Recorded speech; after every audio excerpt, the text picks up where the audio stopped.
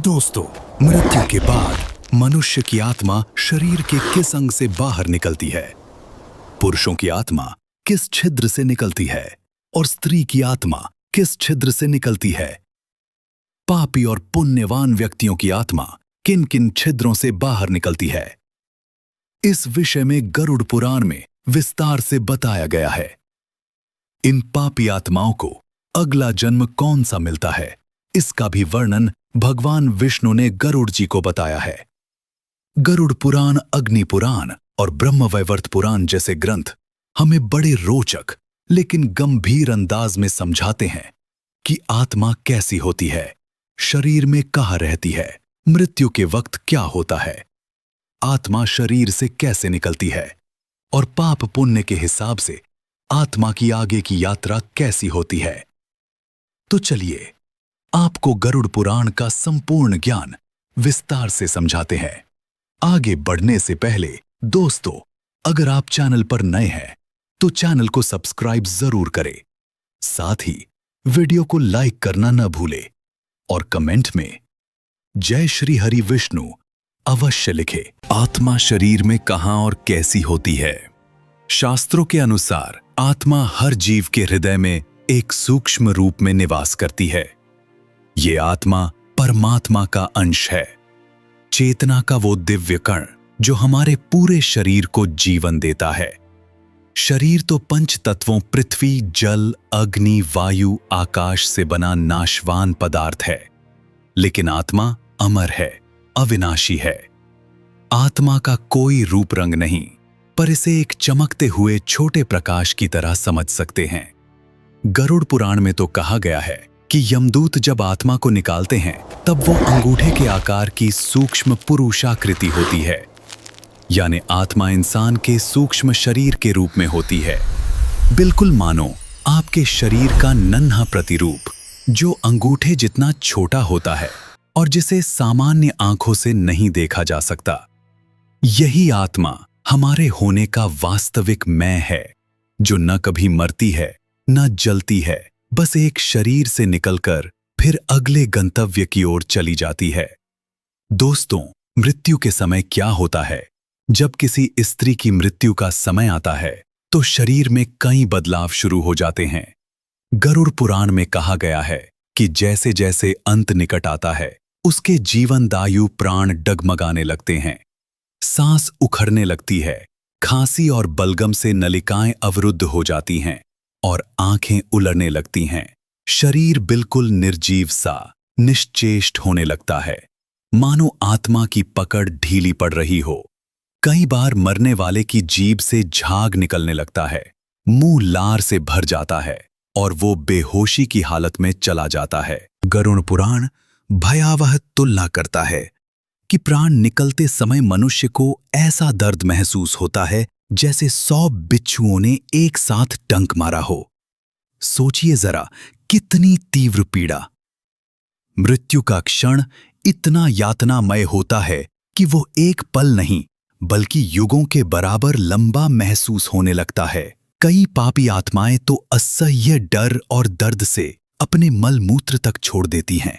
शास्त्र कहते हैं ये सब पिछले कर्मों के कारण है।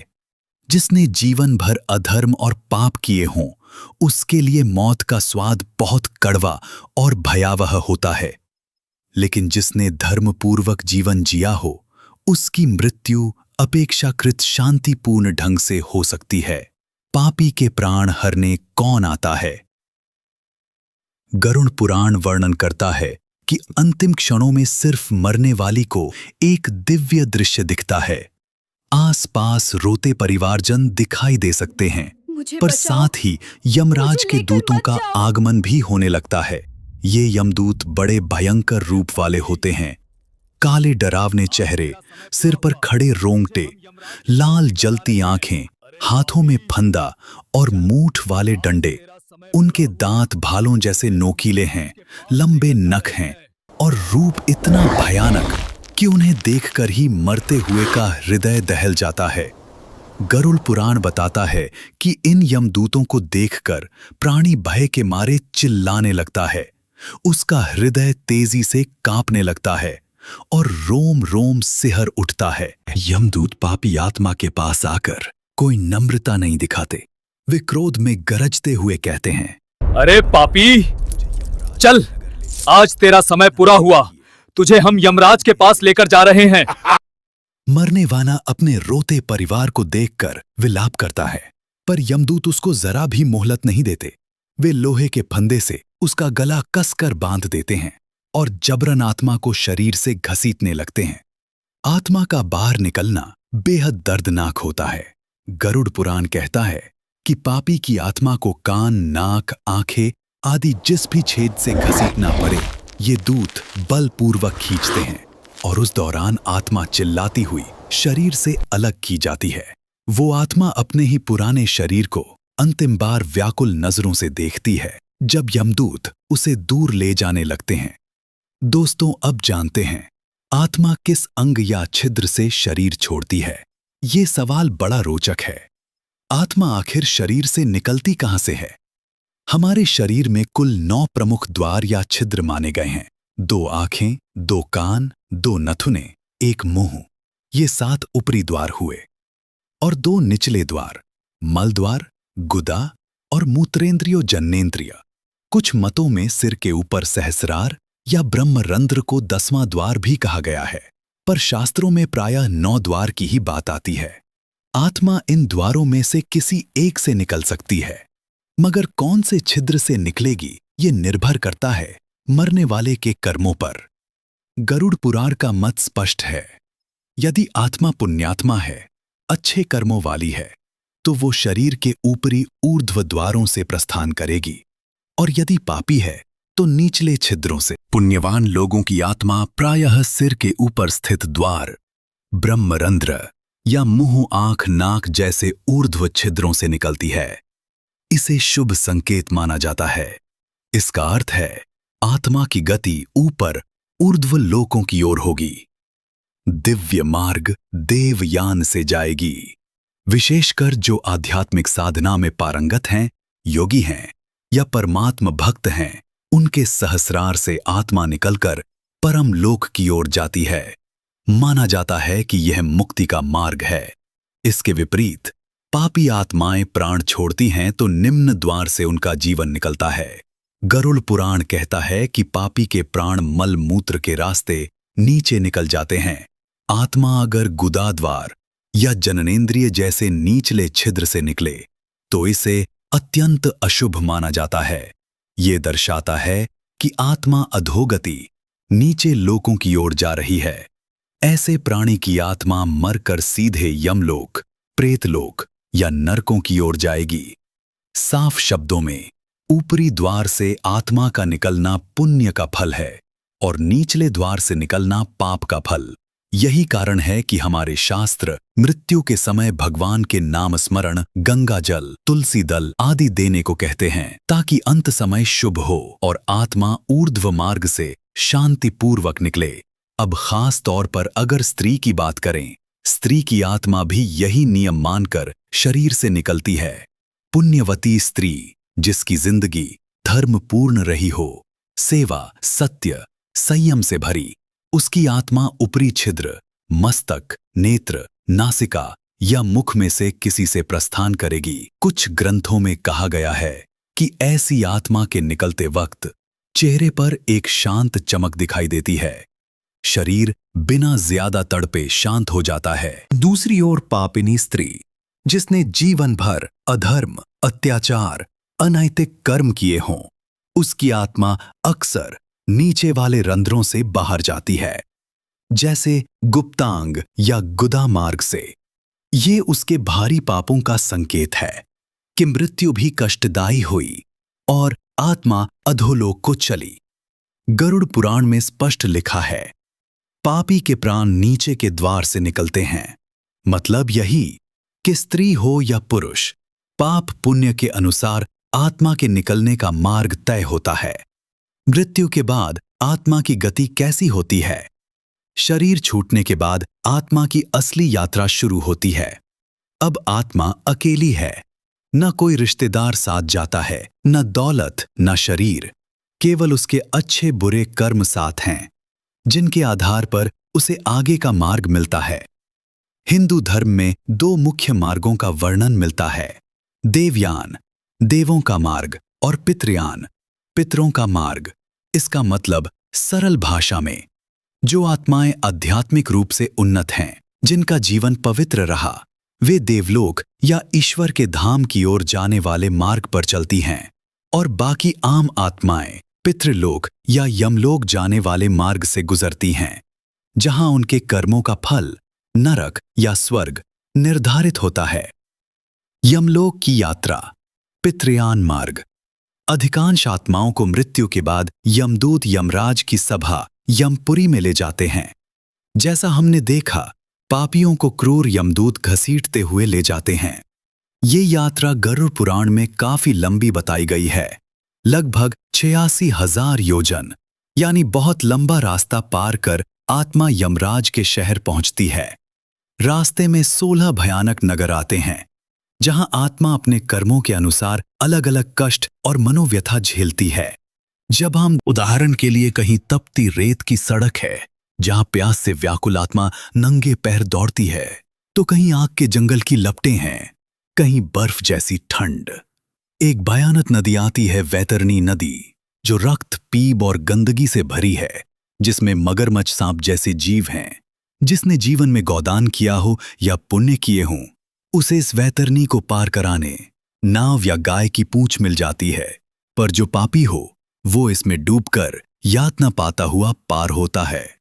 आत्मा को प्रत्येक क्षण एहसास होता चलता है कि उसने जीवन में क्या पाप किए। यमदूत रास्ते भर उसे कोड़े मारते हैं, धक्के देते हैं और डराते हैं। आत्मा भूखी प्यासी, थकी हुई बेबस सी आगे बढ़ती है। उसे अपने परिवार की याद सताती है, पर अब पछतावा करने के सिवा कुछ नहीं कर सकती। लगभग 47 दिन या कुछ हफ्तों का समय इस यात्रा में लग जाता है। भिन्न ग्रंथों में अलग वर्णन है। अंत में यमपुरी, यमराज की नगरी आ जाती है, जहां यमराज को दक्षिण दिशा का फाटक पापी आत्माओं के लिए खोलने को कहा जाता है। गरुड़ पुराण कहता है कि यमपुरी के 4 द्वार हैं, पूर्व, उत्तर, पश्चिम और दक्षिणा। दक्षिण द्वार से वे आत्माएं लाई जाती हैं जिन्होंने जीवन भर पाप और अधर्म किए, यमराज के दरबार में पेश होने के लिए। वहां चित्रगुप्त उनके कर्मों का लेखा पढ़कर सुनाते हैं और यमराज उनके दंड या पुरस्कार का फैसला करते हैं। फिर उन आत्माओं को उनके कर्म अनुसार नरक भेजा जाता है, या कुछ को थोड़े बहुत पुण्य हों तो कहीं अल्प सुख भोगने स्वर्ग में भी भेज सकते हैं। लेकिन स्वर्ग नरक का समय खत्म होने के बाद ज्यादातर आत्माओं को फिर से पृथ्वी लोक में जन्म लेना पड़ता है। ये संसार चक्र यूं ही चलता रहता है। देवयान मार्ग, ऊर्ध्वगमन। अब प्रश्न आता है कि क्या सबको यमदूत ही लेने आते हैं? नहीं, भक्ति और पुण्य के बल पर कुछ आत्माओं के लिए रास्ता थोड़ा भिन्न हो सकता है। यदि स्त्री ने अपना जीवन बड़े सत्कर्मों में लगाया, ईश्वर भक्ति की या योग साधना द्वारा आत्मोन्नति की, तो मरते समय माहौल फर्क होगा। गरुड़ पुराण कहता है कि ऐसी धन्य आत्मा की मृत्यु शांत होती है, अंतिम सांसें भी आसानी से निकलती हैं, चेहरे पर तेज होता है, आसपास परिवारजनों द्वारा राम नाम, भगवान की बातें की जाती हैं। गंगा जल, तुलसी दल दिया जाता है, जिससे उसकी आत्मा को संबल मिलता है।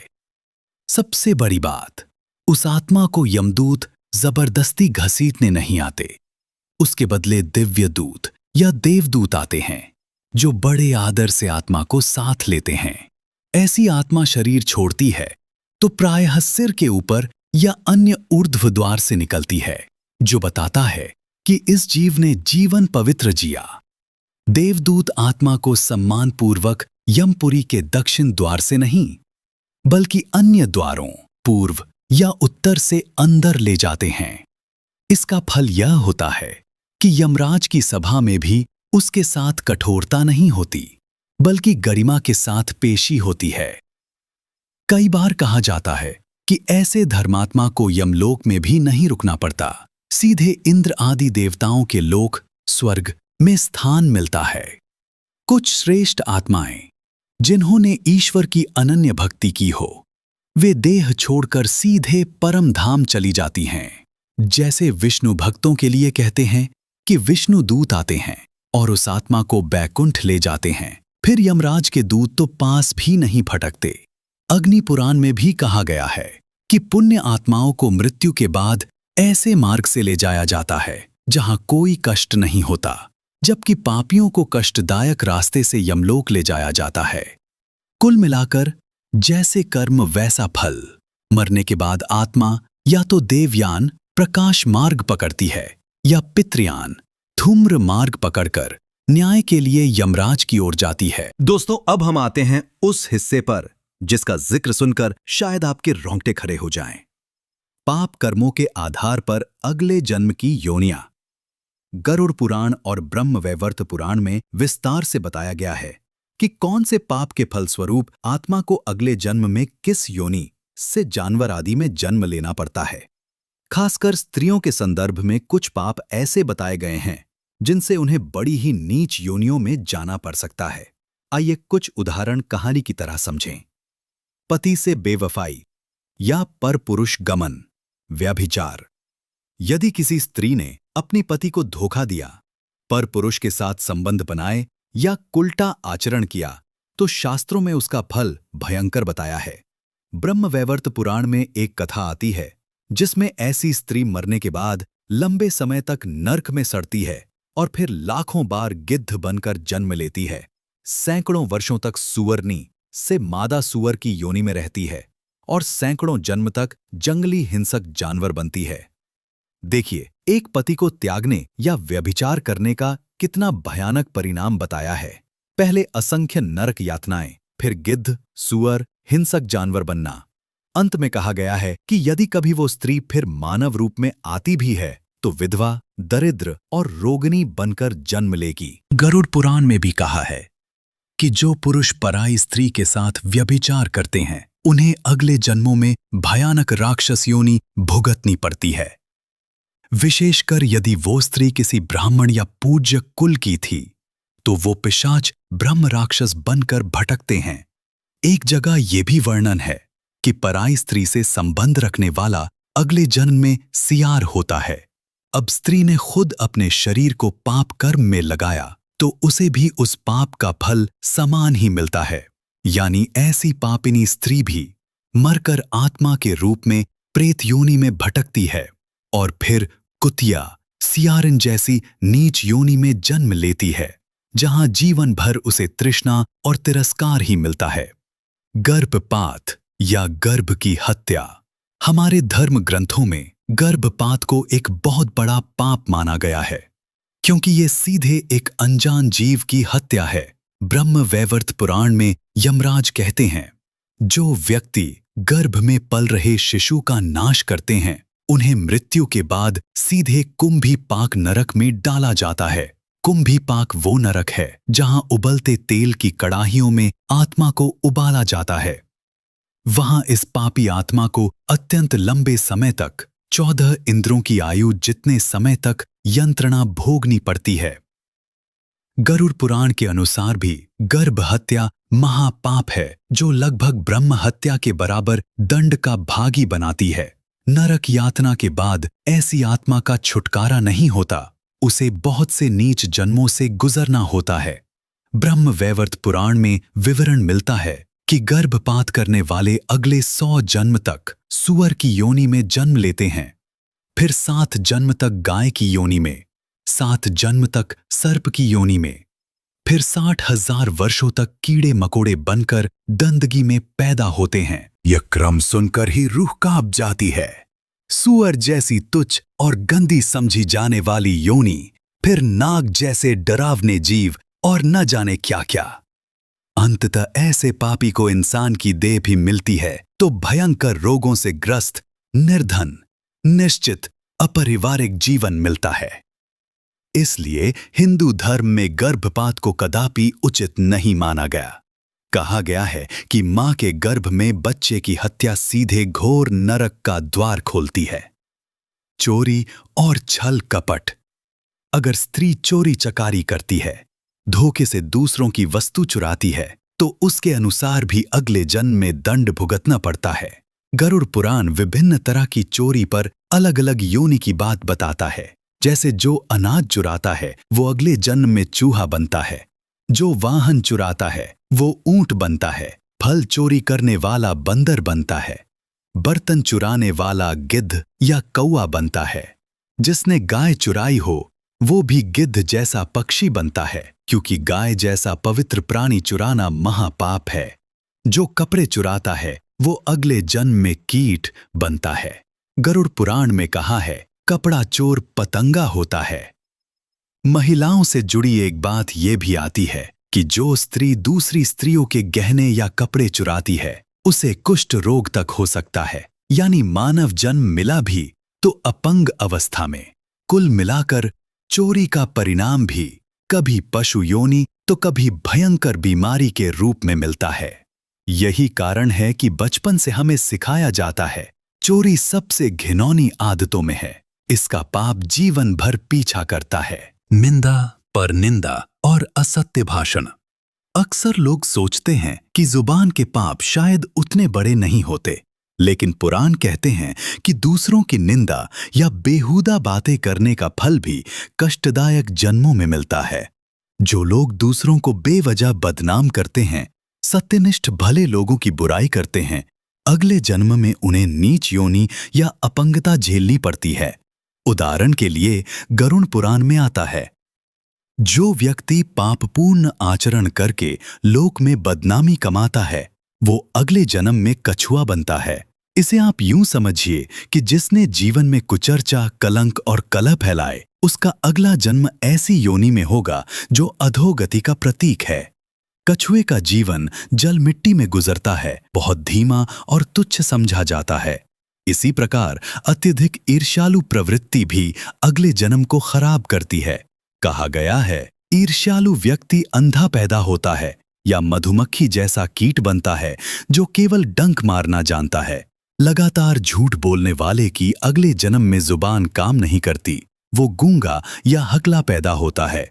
जिन महिलाओं को दूसरों की खुशियों को देखकर जलन होती है और वे चुगली निंदा में लिप्त रहती हैं, वे अगले जन्म में संभवतः उसी तरह किसी तुच्छ जानवर जैसे कौआ या चील की योनि में जाएंगी जो हमेशा मल में मुंह मारते हैं। शास्त्रों में गिद्ध कौए को अक्सर नीच कर्मों का फल बताया गया है। गरुड़ पुराण तो पापों की पूरी सूची देता है। कुछ का जिक्र पुरुषों के संदर्भ में है, पर स्त्रियां भी वही कर्म करें तो परिणाम समान ही रहते हैं। जैसे गुरु की हत्या करने वाला मिर्गी का रोगी होकर जन्मता है, निर्दोष जीवों पर अत्याचार करने वाला बौना बनता है। जो अपने पति या परिवार को छोड़कर दूसरों से अवैध संबंध बनाए, उसका अगला जन्म ऐसा पशु होगा जिसे शिकारी मार डालेंगे, यानी उसकी जिंदगी बहुत छोटी और कष्टपूर्ण होगी। जो अपने पति की हत्या कर दे या उस पर अत्याचार करे, ऐसी स्त्री को अगले जन्म में पति का सुख नसीब नहीं होता। वो जन्म जन्मांतर तक अकेली रहकर दुख भोगती है। ब्रह्म हत्या, किसी ब्राह्मण या संत की हत्या का पाप तो सबसे भारी है। ऐसे पापी को कई जन्मों तक घोर नरकों में जलने के बाद ऊंट, सुअर, घोड़ा जैसे पशुओं की योनि में भटकना पड़ता है। गौ हत्या का पाप भी अनंत नरक भोगने के बाद सर्प और अन्य जहरीले जीव बनकर भुगतना पड़ता है। यहां तक कि जो लोग माता पिता या अतिथियों का अपमान करते हैं, वे अगले जन्म में बहरे, अंधे, कुबड़े जैसे अंगहीन शरीर लेकर पैदा होते हैं और भगवान की निंदा या शिव आदि देवों का अपमान करने वाले अगले जन्म में गुप्त रोग, त्वचा रोग जैसे दुख झेलते हैं। स्पष्ट है, हर छोटे बड़े पाप का फल किसी न किसी योनिगत दुर्गति या मानव जन्म में भारी कष्ट के रूप में मिलता ही है। इन सब कथाओं का सार यही है कि कर्म का सिद्धांत अटल है। स्त्री हो या पुरुष, जो जैसा कर्म करेगा वैसा ही फल उसे मरने के बाद और अगले जन्म में भोगना पड़ेगा। ये पुराणों में बताए विवरण कभी कभी हमें डराने के लिए भी होते हैं, ताकि हम अनुचित कर्मों से दूर रहें। आखिर गरुड़ पुराण स्वयं एक दर्पण की तरह है, जिसमें हमारे कर्मों का परिणाम दिखाकर हमें सचेत किया जाता है। मृत्यु जीवन का अंत नहीं, बल्कि आत्मा की एक यात्रा का पड़ाव है। आत्मा अमर है, पर अच्छे बुरे कर्मों की गठरी उसके साथ चलती है। इसलिए हर स्त्री पुरुष को चाहिए कि जीवन में सदाचार, सत्य, प्रेम और धर्म के मार्ग पर चले। ऐसा करने से न सिर्फ मौत के वक्त कम कष्ट होगा, बल्कि आत्मा उज्जवल मार्ग से जाएगी और हो सकता है पुनर्जन्म के बंधन से भी मुक्त हो जाए। अगर भूलवश पाप हो भी जाएं, तो शास्त्र प्रायश्चित और सुधार का मार्ग बताते हैं। ईश्वर भक्ति, दान पुण्य, सेवा और पश्चाताप से कर्मों का बोझ हल्का किया जा सकता है। आखिर में हिंदू धर्म ग्रंथ हमें यही सिखाते हैं कि जीवन एक अनमोल अवसर है आत्मा के विकास का। मृत्यु अटल सत्य है, लेकिन वो अंत नहीं, एक नई शुरुआत है। इस शुरुआत को सुखद या दुखद बनाना हमारे हाथ में है। हमारे कर्म ही तय करेंगे कि मरने के बाद यमदूत हमारा हाथ पकड़ेंगे या विष्णुदूत।